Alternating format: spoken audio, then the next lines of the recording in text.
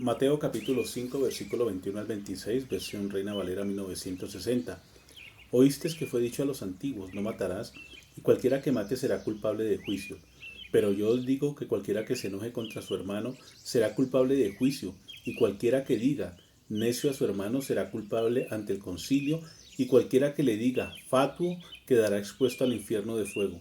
Por tanto, si traes tu ofrenda al altar y allí te acuerdas de que tu hermano tiene algo contra ti, deja allí tu ofrenda delante del altar y anda, reconcíliate primero con tu hermano, y entonces ven y presenta tu ofrenda.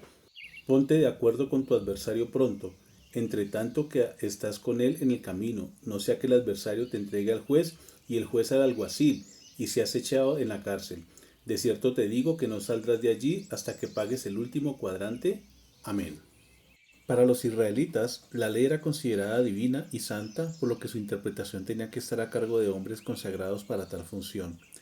Esto hacía que nadie se atreviera a dar su interpretación personal acerca de las Santas Escrituras, ni aun los rabinos más destacados de los tiempos de Jesús, y cuando uno de ellos explicaba una parte de ella, se auxiliaba de una interpretación que un antiguo rabino había hecho al respecto, pero nunca se atrevía a decir su propia interpretación.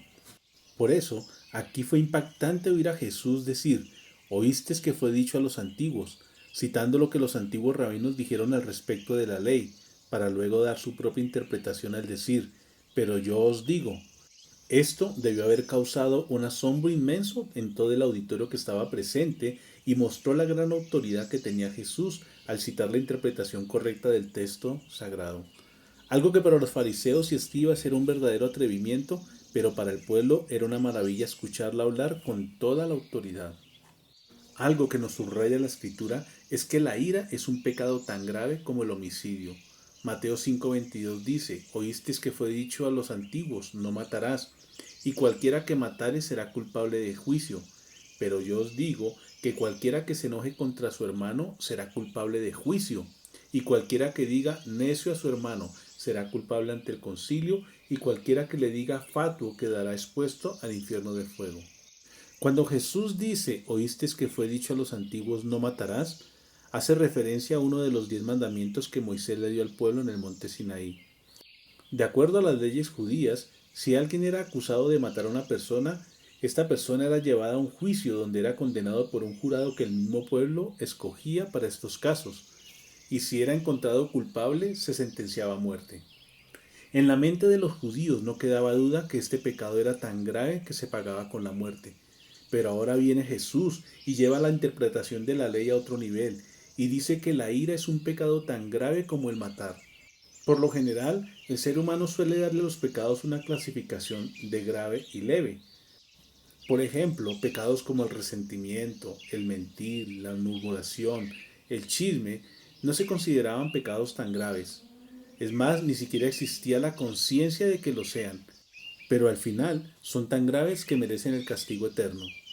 La ira que nos muestra Jesús en este texto es un enojo que manifiesta lo más intenso de las pasiones humanas. Esta es la ira que uno guarda en su corazón y no deja morir, la que guarda un permanente resentimiento y odio. Esta es la ira que Jesús condena tanto como el homicidio y dice que el tal será culpable de juicio. Por eso la Escritura nos exhorta una y otra vez. Un ejemplo lo vemos en Efesios capítulo 4 versículo 26. Airaos pero no pequéis, no se ponga el sol sobre vuestro enojo. Y Santiago capítulo 1 versículo 20. Porque la ira del hombre no obra la justicia de Dios. También la Escritura en Mateo capítulo 5 versículo 23 al 26 que acabamos de leer nos hace un llamado a estar en completa paz.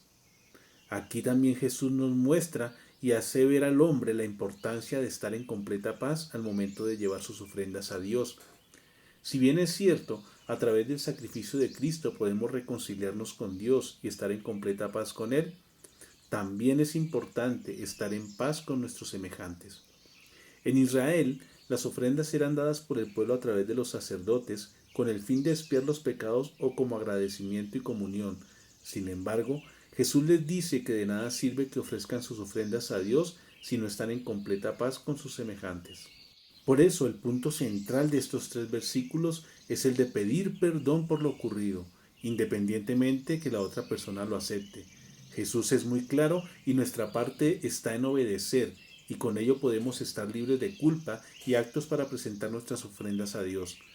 Esto no significa que siempre lograremos reconciliarnos con todos o llegar a un mutuo acuerdo. En algunas ocasiones nuestros principios cristianos estarán en contra del sistema de este mundo, tal y como lo ha experimentado la Iglesia a lo largo de toda la historia. Por eso el apóstol Pablo nos dice en Romanos capítulo 12, versículo 18, si es posible en cuanto dependa de vosotros, estad en paz con todos los hombres.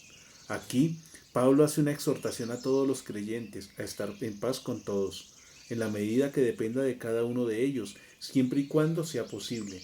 Esto significa que no siempre podemos estar en completa paz con los hombres, ya que en ocasiones los principios cristianos causarán descontento en el mundo, y esto provocará oposición, críticas y en ocasiones persecuciones. Jesús nos da una gran lección al explicar el verdadero espíritu de la ley, al colocar la ira y el desprecio y el odio al mismo nivel de gravedad que el homicidio, los cuales serán castigados en el infierno de fuego. La invitación, en especial en este día, es a dejar de ser tan iracundos y tan irritantes en nuestras casas.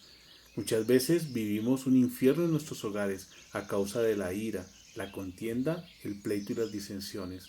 Cambiemos nuestros comportamientos, permitamos que la palabra de Dios, que la presencia del Espíritu Santo en nuestras vidas y la comunión que tengamos con Dios sea la fuente que nutre nuestra alma, nuestro cuerpo y nuestro espíritu y podamos vivir y actuar como verdaderos hijos de Dios. Feliz día, Dios les bendiga.